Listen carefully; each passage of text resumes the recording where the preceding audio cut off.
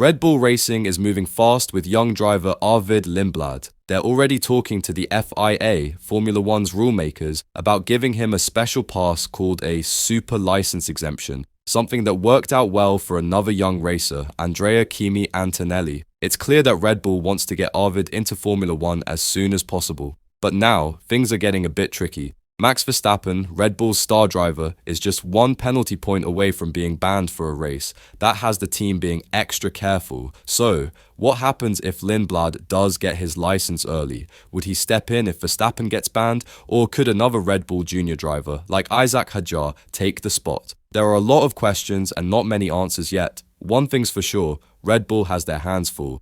Not only are they worried about the second seat not performing well, but now Verstappen's penalty points are adding even more pressure. Right now, Verstappen has 11 out of 12 points that would trigger a one-race suspension, and since Red Bull has already asked the FIA about Lindblad's super license, many fans think they might be planning ahead, just in case. But Helmut Marko, a top advisor at Red Bull, says it's not about Verstappen. He says they just want Lindblad ready to race in Formula One as soon as possible. Next week, the FIA will hold a meeting in Macau, and it's going to be a big deal for Red Bull's future. While the meeting isn't officially about Max Verstappen and his possible race ban, there's still a lot happening behind the scenes that could shake things up, especially when it comes to Red Bull's second driver spot, which still isn't locked down for the long term.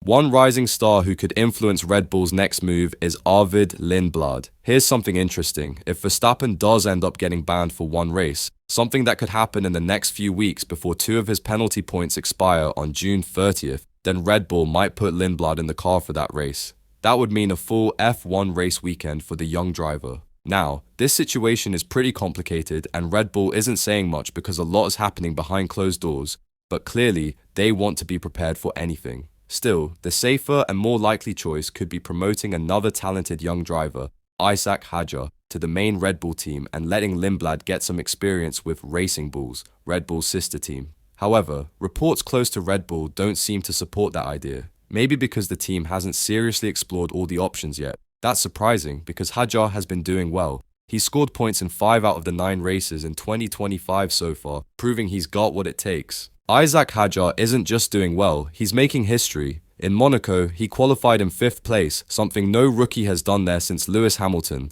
That's a huge achievement and shows how much Hadjar has improved this season. So, it's fair to wonder, why hasn't Red Bull promoted him yet?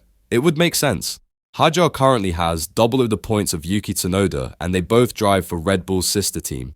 But here's the twist, being promoted to Red Bull might not feel like a reward right now. Early in the season, after 2 races, Tsunoda had 3 points and Hadjar had none. But fast forward to race 9, and Hadjar now has 21 points compared to Tsunoda's 10. Sure, the Red Bull car is better overall, but unless your name is Max Verstappen, it's incredibly hard to get the most out of it. That's part of what's making Red Bull hesitate. Now, there's another name in the mix, Liam Lawson. You might remember him as the guy who didn't seem to click with the car when he first got his chance. And yes, he's been judged pretty quickly based on just 2 races. But here's the thing, he does have experience with the RB21, Red Bull's current car, unlike Lindblad or Hadjar. Even though he was sent back to the Racing Bulls team, Lawson has still managed to score 4 points since then. So, while he might not be the flashiest choice, he could actually be the safest one if Red Bull needs someone reliable in a pinch. This might be Liam Lawson's last real shot to stay in Formula One for the long run. The rise of Arvid Lindblad could mean bad news for him down the road. Still, when Lawson got his recent chance to race for Red Bull, 2 events including a sprint race in China,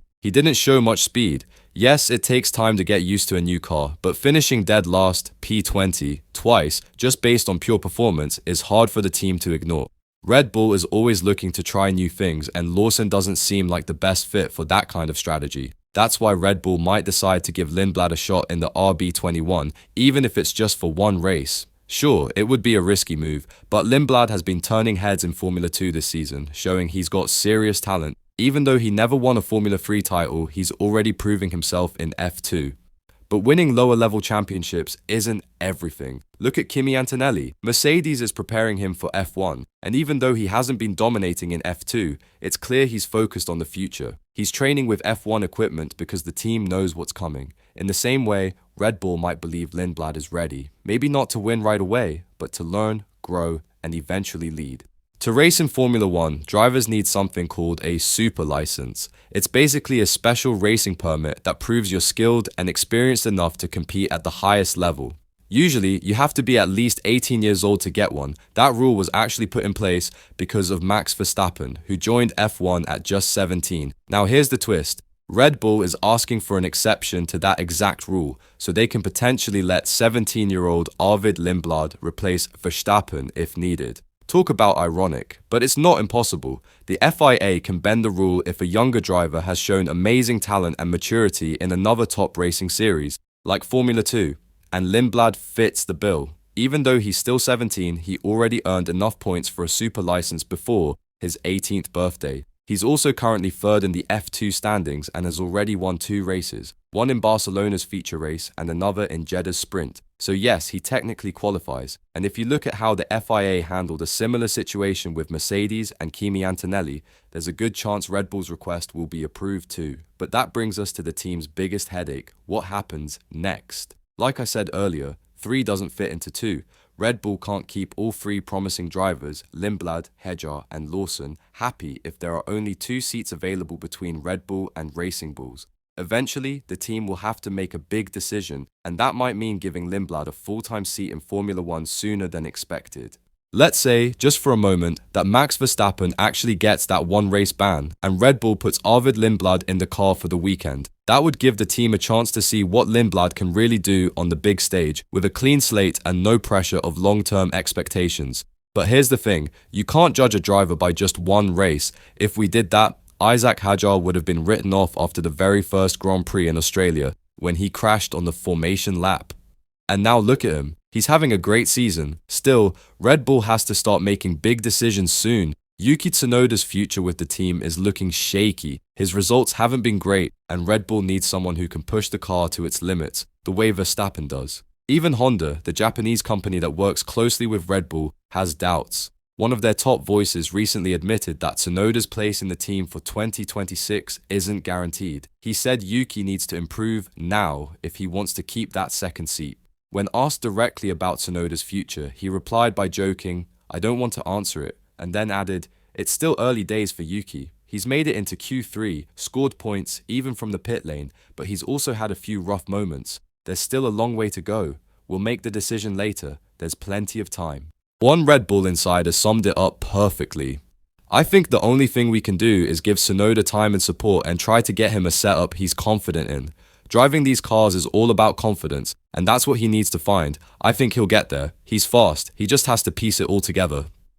In the end, it's going to be very interesting to see what Red Bull decides, especially if Verstappen ends up with a race ban. Will they take a chance on young Lindblad or go with someone like Hadjar who's been proving himself steadily? Even more importantly, what kind of long-term changes are they planning for 2026? Right now, the 2025 season seems stable when it comes to the driver lineup, but with Red Bull, you never really know. Things can shift in a flash. So, what do you think? Is Lindblad the better pick over Hadjar for a 1-race replacement?